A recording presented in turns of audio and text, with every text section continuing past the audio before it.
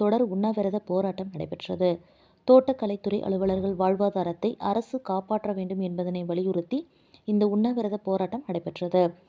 முன்னதாக இந்த தொடர் உண்ணாவிரத போராட்டத்திற்கு தமிழ்நாடு தோட்டக்கலை அலுவலர்கள் நல சங்கத்தின் தலைவர் சிவக்குமார் மற்றும் தமிழ்நாடு உதவி தோட்டக்கலை அலுவலர்கள் சங்கத்தின் தலைவர் முருகன் ஆகியோர் தலைமை வகித்தனர். தமிழ்நாடு முழுவதிலும் இருந்து 1000க்கும் மேற்பட்ட தோட்டக்கலைத்துறை அலுவலர்கள் இதில் கலந்து கொண்டு தங்களுடைய கோரிக்கைகளை வலியுறுத்தி பேசினர். இதுகுறித்து செய்தியாளரிடம் பேசிய தமிழ்நாடு தோட்டக்கலை அலுவலர்கள் நல சங்கத்தின் தலைவர் சிவக்குமார் அவர்கள் தெரிவித்திருப்பதாவது: அரசு கொண்டு வந்துள்ள அரசாணையை மறுபரிசீலனை செய்ய கோரி அரசுக்கு கோரிக்கை வைக்கும் பொருட்டு கடந்த 20/11/2025 அன்று தமிழகத்தின் அனைத்து மாவட்டங்களிலும் கவனஈர்ப்பு ஆர்ப்பாட்டம் நடைபெற்றது. பின்னர் 22/12/2025 அன்று வேளாண்மை இயக்குநரகம் சென்னை சேப்பாக்கத்தில் மாநிலம் தழுவிய மாபெரும் பெருந்திரள் முறையீடு அமைதியான சட்டப்பூர்வமான போராட்டம் மேற்கொண்டது. இருப்பினும் ஜனநாயக நடவடிக்கைகள் எதுவும் இதுவரை அரசின் செவிக்கு எட்டவில்லை. நிர்வாக வசதியை மட்டும் முன்னிலைப்படுத்தி உருவாக்கப்பட்டுள்ள இந்த மாற்றங்கள் தோட்டக்கலை விவசாயிகளின் வாழ்வாதாரத்துறை வளர்ச்சி, அலுவலர் நலன் ஆகியவற்றை நேரடியாக பாதிக்கும் அபாயம் உள்ளது. எனவே UATT 2.0 தொடர்பாக வெளியிடப்பட்டுள்ள அரசாணையை திரும்ப பெறக்கோரி 30/12/2025 அன்று ஒருநாள் அடையாள உண்ணாவிரத போராட்டம், காத்திருப்பு போராட்டம் வாயிலாக ஜனநாயக முறையில் எங்கள் கோரிக்கைகளை வலியுறுத்தினோம். எங்களுடைய நியாயமான கோரிக்கைகளை ஏற்று உரிய நடவடிக்கை எடுக்க வேண்டும் என்று அவர் கூறினார். தமிழ்நாடு உதவி தோட்டக்கலை அலுவலர் சங்கத்தினுடைய மாநில தலைவருங்க. இந்த வேளாண்மை மற்றும் உழவர் நலத்துறை சார்பாக உழவர் அலுவலர் தொடர்பு திட்டம் UATT 2.0 என்ற ஒரு அரசாணை வெளியிட்டு அந்த அரசாணையை செயல்படுத்த விதமாக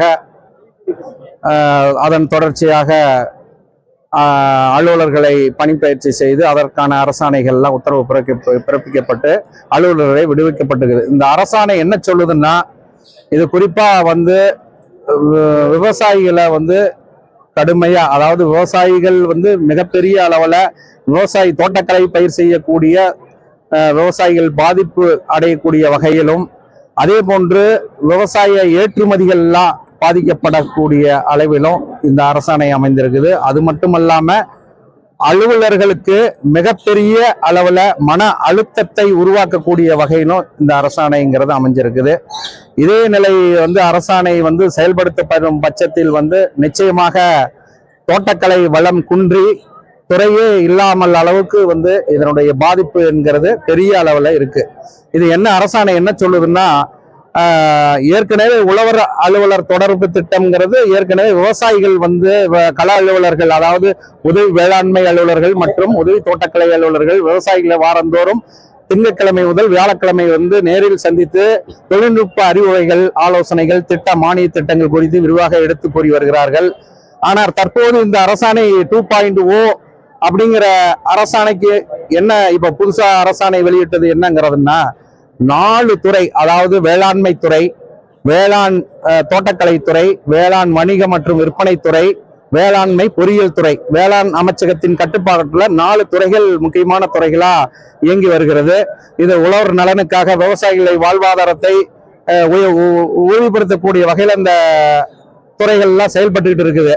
ஆனா இதே அரசு 2007 தோட்டக்கலைத்துறையினுடைய வளர்ச்சி, அதனுடைய முக்கியத்துவத்தை அறிந்து அப்போதைய அமைச்சர் மாண்புமிகு வீரபாண்டி ஆறுமுகம் அவர்கள் ஐயா அவர்கள் ஒரு வேளாண் விஞ்ஞானி தலைமையிலான ஒரு குழு அமைக்கப்பட்டு வேளாண்மையை அடுத்த நிலைக்கு எடுத்து செல்லணும், அதை வளர்ச்சி விவசாயிகளுடைய வாழ்வாதாரத்தை உயர்த்தக்கூடிய வகையில அந்த குழு அமைக்கப்பட்டு, அந்த வல்லுநர் குழு சுவாமிநாதன் கமிட்டிங்கிற ஒரு வேளாண் விஞ்ஞானி தலைமையிலான அமைக்கப்பட்ட குழு என்ன சொல்லியிருக்குன்னா, வேளாண்மையை அடுத்த நிலைக்கு உயர்த்தி விவசாயிகளுடைய வாழ்வாதாரத்தை உயர்த்த வேண்டும் என்றால் தோட்டக்கலைத்துறைக்கு அதிக முக்கியத்துவங்கள் கொடுக்கணும்னு சொல்லி அதை ஒரு அரசாணையினுடைய அந்த குழு பரிந்துரையின் அடிப்படையில தோட்டக்கலைத்துறைக்கு அதிக பணியிடங்கள் உருவாக்கப்பட்டன. அந்த உருவாக்கப்பட்டதன் விளைவாக அப்போது சற்று ஏறக்குறைய 8 லட்சம் ஹெக்டேர் இருந்த தோட்டக்கலை பரப்புங்கிறது இன்னைக்கு அதனுடைய தொடர்ச்சியாக அந்த குழுவினுடைய பரிந்துரை அடிப்படையில் தோட்டக்கலைத்துறை முக்கியத்துவத்தின் அடிப்படையில பல்வேறு மானிய திட்டங்கள், தொழில்நுட்பங்களின் வாயிலாக 20 லட்சம் ஹெக்டருக்கு மேல இன்றைய தோட்டக்கலை பயிர் சாகுபடி பரப்புங்கிறது உயர்ந்திருக்குது. அது மட்டும் இல்ல, உயர்ந்தது மட்டுமல்லாம அந்நிய செலாவணி ஏற்றுமதி எல்லாம் வந்து பெரிய அளவுல அதுவும் உயர்ந்திருக்குது. ஆகையினால அந்த அவங்களுடைய அந்த எண்ணங்கள், அந்த குழுவினுடைய பரிந்துரை வந்து வளர்ச்சி அடைந்து வரக்கூடிய இந்த நிலையில இந்த புதிய அரசாணை, அதாவது UATT 2.0ங்கிற 230 அரசாணை, 252, 288ங்கிற அரசாணைகள்லாம் ஒரே ஒரு உதவி வேளாண்மை அலுவலர் அல்லது உதவி தோட்டக்கலை அலுவலர்கள் 4 துறையினுடைய பணிகளையும் செய்ய வேண்டி இதுல உத்தரவு இருக்கு. அதாவது குறிப்பாக வேளாண்மை துறையில பணியாற்றக்கூடிய உதவி வேளாண்மை அலுவலர்கள் வேளாண்மை பட்டயமும், தோட்டக்கலை துறையில பணியாற்றக்கூடிய உதவி தோட்டக்கலை அலுவலர்கள் தோட்டக்கலை பட்டயமும் பயின்றவர்கள்.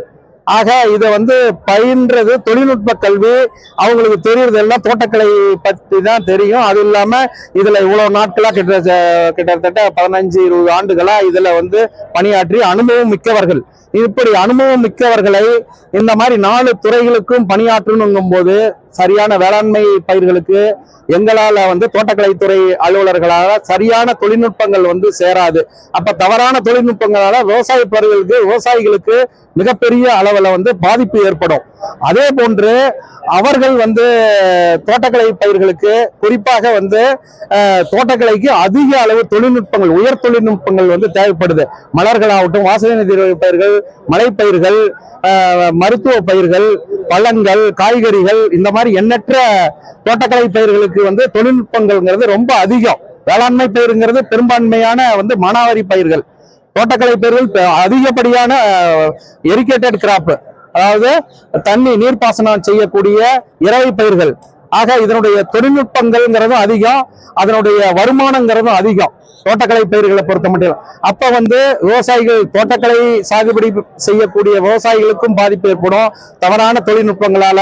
வேளாண்மை பயிர் செய்யக்கூடிய விவசாயிகளுக்கும் இந்த தவறான தொழில்நுட்பத்தால் மிகப்பெரிய பாதிப்பு ஏற்படும். அதே போன்று அலுவலருக்கு எந்த வகையில பாதிப்புன்னா, 4 துறையினுடைய அலுவலர்கள் எந்த துறையினுடைய பணிக்கு முக்கியத்துவம் அளிப்பது என்ற நிலை ஏற்படும். அதே மாதிரி இதனுடைய தோட்டக்கலையினுடைய வளர்ச்சி முற்றிலுமா இதனால வந்து பாதித்து இதனுடைய இது வந்து மிகப்பெரிய பின்னோக்கி செல்லக்கூடிய ஒரு வாய்ப்புகள் இருக்குது.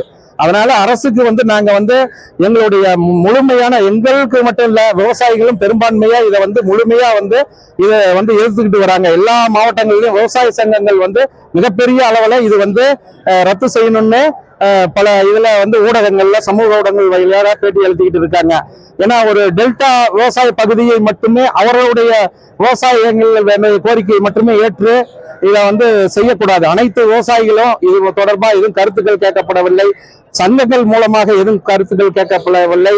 அதே போன்று இந்த அரசாணை என்பது வேளாண்மை துறை இயக்குனர் அவர்களுடைய கருத்துருவை மையமாக கொண்டுதான் இது உருவாக்கப்பட்டிருக்கிறது. எனவே இது வந்து முழுமையாக ஏற்றுக்கொள்ள முடியாத, விவசாயிகளை பெருமளவு நசுக்கக்கூடிய, ஒடுக்கக்கூடிய, பாதிக்கக்கூடிய அரசாணை. எனவே இந்த அரசாணையை முற்றிலுமாக ரத்து செய்து மாண்புமிகு நம்மளுடைய தமிழக முதல்வர் அவர்களும், அதே மாதிரி மாண்புமிகு தமிழக வேளாண் மற்றும் உழவர் நலத்துறை அமைச்சர் அவர்களும், அதே போன்று மதிப்புமிகு வேளாண்மை மற்றும் வேளாண் உற்பத்தியாளர் மற்றும் அரசு செயலர் அவர்களையும், அதே போன்று தோட்டக்கலை மற்றும் மலைப்பயிர்கள் துறை இயக்குனர் அவர்களையும் அன்போடு, பணிவோடு, கனிவோடு கேட்டுக்கொள்வதெல்லாம் இந்த அரசாணையை ரத்து செய்து பழைய நிலையை தொடர்ந்திடவும், விவசாயிகளுடைய வாழ்வாதாரத்தை உறுதிப்படுத்திடவும், அலுவலர்களுடைய பணிச்சுமையை குறைத்து இதே நிலையை தொடர வேண்டி அன்போடு, பணிவோடு, கனிவோடு மீண்டும் மீண்டும் வலியுறுத்தி கேட்டுக்கொள்கிறோம். இந்த உண்ணாவிரத போராட்டத்தில் சங்கத்தின் முக்கிய பொறுப்பாளர்கள், நிர்வாகிகள் கலந்து கொண்டனர்.